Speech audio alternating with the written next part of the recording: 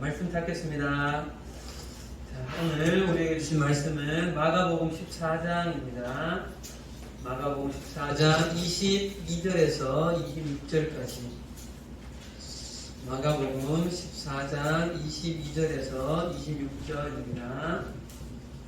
성경 찾아주시고, 네, 이렇게 교독하겠습니다.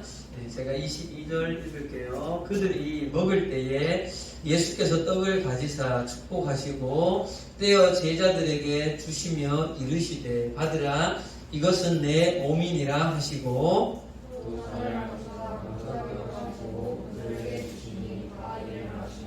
이르시되 이것은 많은 사람을 위하여 흘리는 나의 피 곧 언약의 피니라. 진실로 너희에게 이르노니 내가 포도나무에서 난 것을 하나님 나라에서 새 것으로 마시는 날까지 다시 마시지 아니하리라 하시니라. 같이요. 이에 그들이 찬미하고 감람산으로 가니라. 아멘. 네, 좋은 아침입니다. 다시 우리가 지난주 찬양 예배 이후에 마가복음으로 돌아왔고요. 오늘 우리가 읽은 이 말씀은 그 6월절 식사 가운데 하셨던 보통 우리가 이제 성만찬이라고 표현하는, 그리고 그때 하셨던 가장 핵심적인 말씀으로 매우 유명한 사실 구절입니다.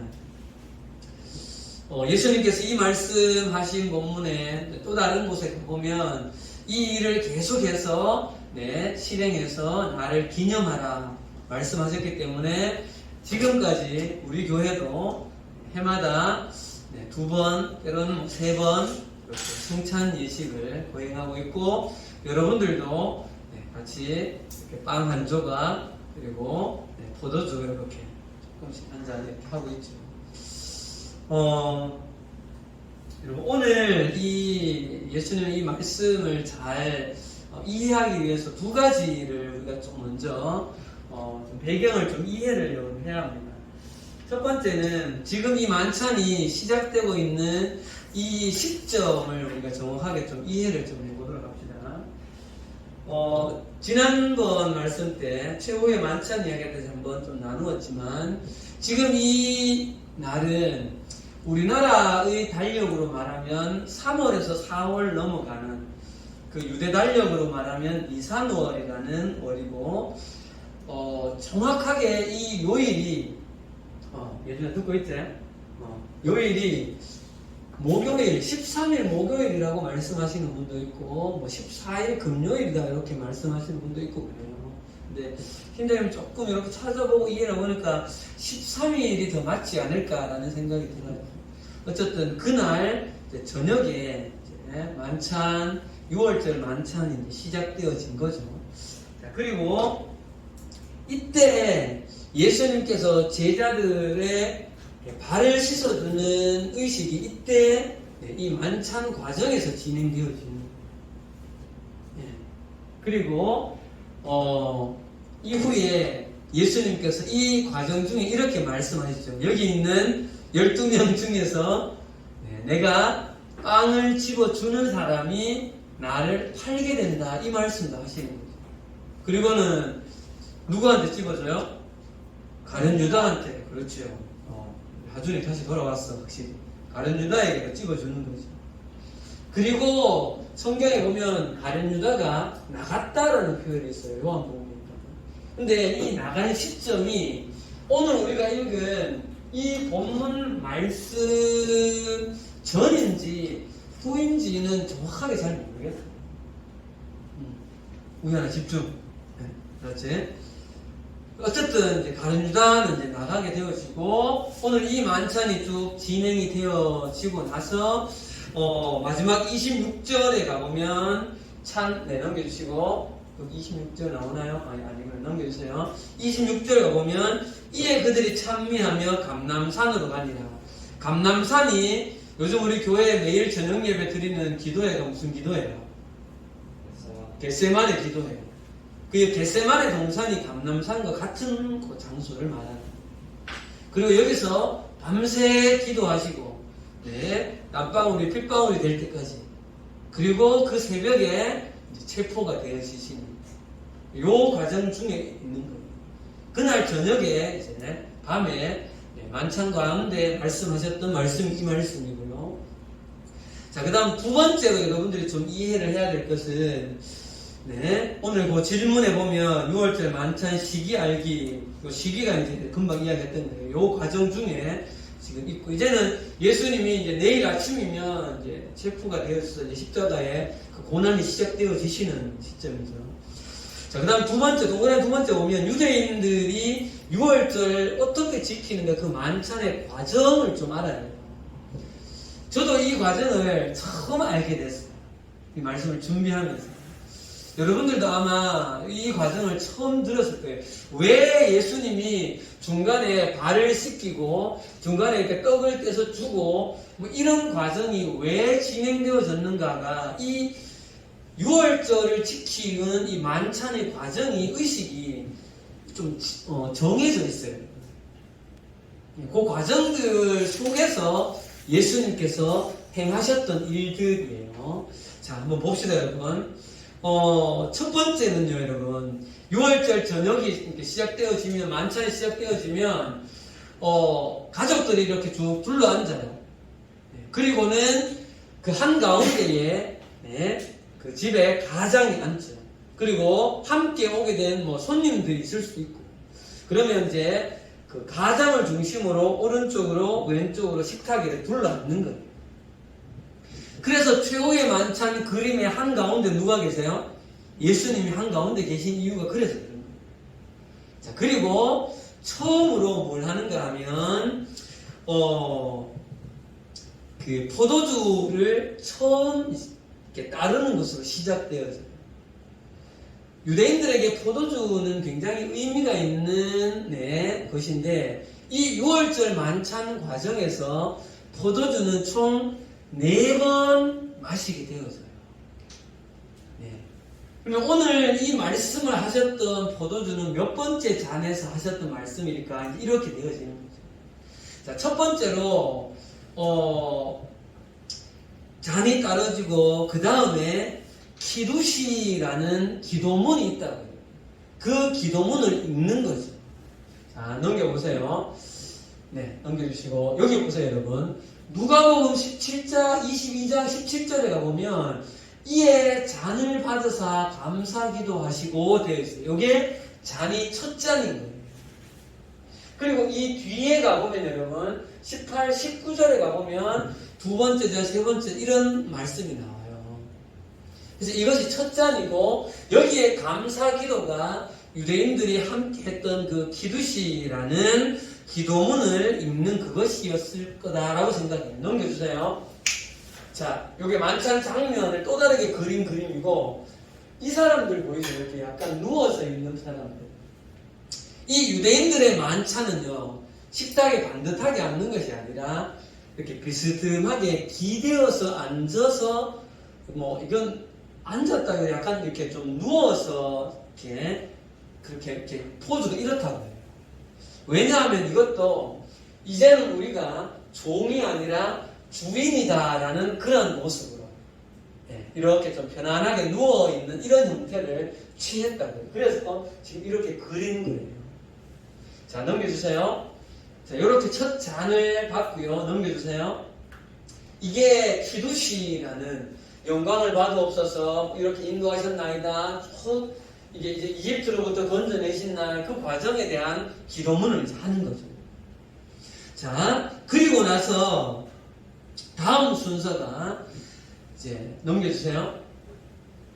자, 요거 장면인데 다음 순서가 뭔가 하면 떡을 받을 차례예요. 무교병을 이제 아버지가 가장이 떼어서 주는데 주기 전에 이렇게 받으려면 손이 청결해야 되잖아요. 그래서 원래 유대인들은 손을 깨끗하게 그 순서상 씻는 순서가 있었다는 거예요. 그런데 예수님은 이 손을 씻는 이 의식에서 모르겠어요. 손도 아마 씻었을 것 같아요. 먹기 위해서. 근데 예수님은 이 타임에 뭘 씻어주셨다고요? 발을 씻으셨다. 그러니까 예수님이 뜬금없이 발 씻어준 것이 아니라 그 유대인들의 의식의 순서상 손을 씻는 그 상황에 제자들의 발을 씻어주는 그 의식이 있었던 거죠. 예. 그래서 그 유대인들의 그 만찬 과정에 한 과정을 이렇게 하셨다는 거. 물론 여기에는 또 다른 의미가 있겠죠. 오늘 이제 그것까지 다 설명하기 어렵고요. 자, 그 다음에 뭘 하는가 하면 쓴 나물과 무교병, 그러니까 누룩 넣지 않는 떡. 근데 이게 누룩을 안 넣어서 누룩을 넣어야 이게 부풀어 오르는데 이렇게 누룩을 넣지 않았기 때문에 마치 이게 비스켓처럼 좀 얇은 이걸 맛자라고 부른다. 이걸 떼서 이렇게 나눠주는 거죠. 쓴 나물과 함께. 아마 첫 번째로 이 맛자 떡을 떼서 줄 때 아까 누구한테 떡 떼서 먼저 줬다고 했어요? 다른 유다한테 떡을 떼서 준 타임이 요 순서에서 주지 않았을까라고 추측하는 거죠. 네. 이해되죠? 자, 그 다음에 요렇게 맛자를 주고는 자, 떡이 있으니까 당연히 또 뭐가 있어야 돼요? 포도주가 있어야 돼요. 두 번째 포도주를 또 따르는 거죠. 그리고는 가장이 함께 앉은 만찬에 참여한 사람들에게 특별히 우리 하준이처럼 우리 유진이처럼 여러분처럼 자녀들에게 출애굽의 과정을 이야기해 주는 거죠. 소위 말해서 그 출애굽의 썰을 풀어주는 거예요. 우리가 이때 뭐 출애굽 때 뭐 10가지 재앙이 있었고 피가 어쩌고 막 개구리가 어쩌고 막 그래도 나가려다가 갑자기 또 마루가 못 나가려 해가지고 어쩌고 막 여기서 막 장자가 죽고 그때 나가게 됐다. 근데 나가는데 막 홍해가 있었고 이런 이야기를 막 풀어주는 거죠. 여러분들 추석 때 할아버지 이렇게 성묘 가면 그때 있었던 뭐 옛날 이야기들 어른들이 가끔 해줄 때 있죠. 그런 거하고 비슷한 거예요. 자, 그리고 이렇게 이야기를 쭉 해주고는 시편 113편에서 118편에 나오는 시를 낭송하기도 하고. 자, 그리고 그 다음에 이제 또 한 번 맛자 떡을 떼서 나눠주는데요. 넘겨주세요. 사진 넘겨주세요. 네. 요 맛자 이 떡이 좀 얇죠, 그죠? 약간 우리로 보면 떡이라는 개념보다는 뭐 비스켓 같은 느낌이 좀 있어요. 근데 요 떡을 넘겨주시고요. 그 다음은 이게 뭔가 하면 서양 고추냉이 같은 거. 굉장히 쓰고 맵고 한 이런 거를 넣어서 함께 약간 샌드위치처럼 만들어서 먹는다. 왜 이렇게 쓰게 먹을까요? 그때의 우리의 고난 어려움을 잊지 말자는 거죠. 우리가 애굽에 종살이할 때 그 고난 어려움. 아마 이때 떡을 나눠 주실 때 예수님께서 두 번째 떡을 나눠 주시는 거죠. 이때 아마 받아 먹으라 이것은 내 몸이다 이렇게 말씀하셨을 가능성이 높은 거예요. 왜냐하면 이때가 이제 시간이 한참 흐르고 만찬의 한가운데 있기 때문에. 자, 그 다음 또 떡을 뗐으니까 그 다음 또 뭐를 따라줘야 돼요? 또 포도주를 세 번째 포도주 잔을 따라서 다시 또 나눠주면서 이 잔은 포도주는 내 피다. 그때 아마 말씀하시지 않았습니까? 자, 이렇게 또 한 번의 떡과 잔을 마신 이후에 마지막으로는 함께 우리를 애굽에서 인도해 내신 하나님 앞에 찬양을 한다고 해요. 그리고 네 번째로 마지막 포도주를 마십니다. 오늘 마지막 26절 다 같이 읽어봅시다. 이에 시작. 이에 그들이 찬미하고 감람산으로 가니라 할 때 찬미가 왜 나오는가 하면 순서의 마지막이라는 거예요. 이 6월절 만찬의 마지막 순서가 다 함께 모인 사람들이 애굽에서 우리를 인도해낸 하나님을 찬양하고 마지막 네 번째 포도주를 마시면서 거의 이제 만찬이 마무리가 되어집니다. 물론 요 사이에 또 뭐 세밀하게 어떤 음식들이 조금 있긴 있어요. 이 맛자 떡을 뭐 숨겨놓고 어린 아이들이 찾아오고 막 이런 과정도 있긴 있더라고요. 자, 여러분 이렇게 진행되어지는 6월절의 만찬 과정이에요. 네, 이해돼요? 네, 처음 들어봤죠? 나도 처음 알게 됐어요. 이게 50년 만에 처음. 이런 걸, 왜 예수님이 발을 씻었구나. 이제 조금 이해가 되는 거죠. 자, 이런 과정 중에 예수님께서 그 한가운데에 세 번째 잔을 마시면서 두 번째로 떡을 나눠줄 때 하셨던 말씀이 오늘 우리가 읽은 본문의 말씀이라는 거죠. 그런데 여러분, 오늘 예수님께서 지금부터가 중요해요, 여러분. 떡을 나눠주시고 포도주를 나눠주실 때 예전과는 다른 말씀을 좀 하시잖아요. 그죠? 여러분, 오늘 예수님이 이 6월절 의식을 행하는 것이 다른 때의 6월절 만찬을 나누시는 것과는 조금 분위기가 다르다는 거 여러분 좀 감이 옵니까? 예수님께서 지금 예전에 그냥 나눠주시면서 잔을 마시면서 하시던 그 만찬의 때가는 좀 느낌이 다르다는 거예요.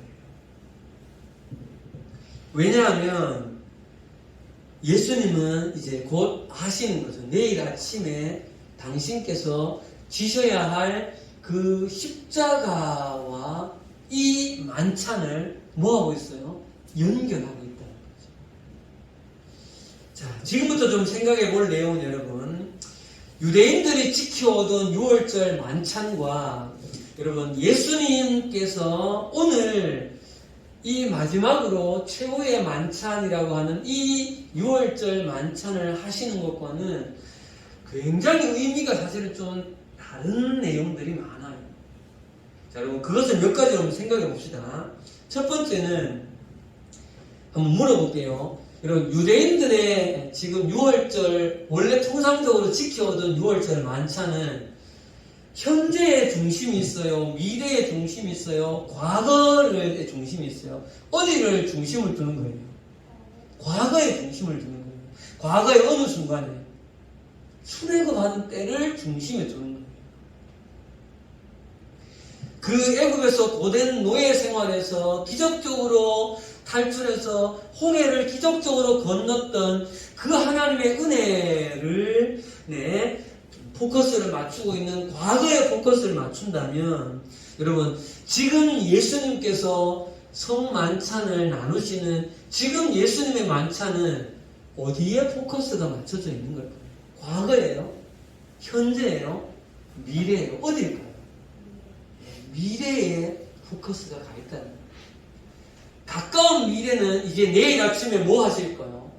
십자가에 그 고난이 시작되어지고 이제 돌아가실 그 일과 예수님은 연결시키고 있다는 거죠. 자, 그 다음 여러분,